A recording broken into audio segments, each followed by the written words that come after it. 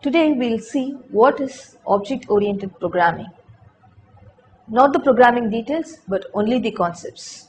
It is a kind of programming where one or more objects interact with one another to complete a task. Here, the programming revolves around objects. So, what is an object?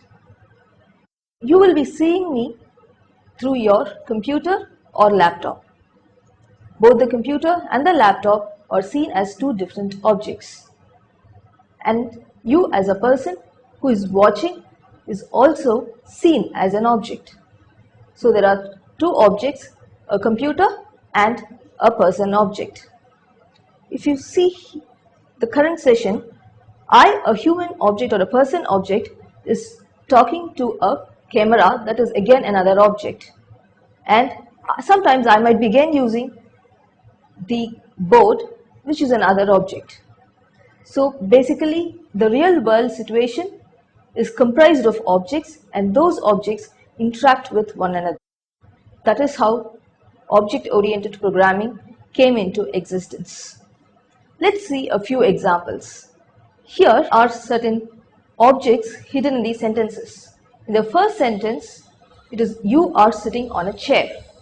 You and chair are two different objects. In the second example, a dog is drinking milk. Here, dog and milk are two different objects. Third example, a man is pouring coffee into a coffee mug. Here, man, coffee and coffee mug. All of these are three different objects because we can realize their existence. When I say milk, we can see it. When I say coffee mug, it is there. So all of those that we can see are called objects or entities. In all these three examples, we have some additional information, leaving out the objects. You are sitting on a chair. A dog is drinking milk. A man is pouring coffee into a coffee mug. In English language, all these are nothing but the verbs, the action parts. And here in object-oriented programming, the actions that the two objects or one of the two objects do. These are called methods in programming language. If you see the first example, you are sitting on a chair. Here, you and chair are two different objects, a person object and a chair object. The person object, what it does, the action that it does here is sitting. The chair object holds the object that is sitting on it. So there are two actions done by both the objects.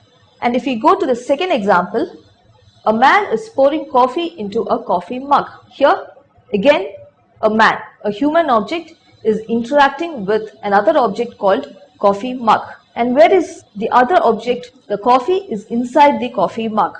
So here there are three objects that are interacting. A human object, that is tilting the coffee mug, and coffee mug, the object which is actually taking care of pouring the contents of coffee or receiving the contents of coffee into it. So these are the actions that are done by these three objects. So this is an example where two or more objects are interacting with one another. Let's move on to an example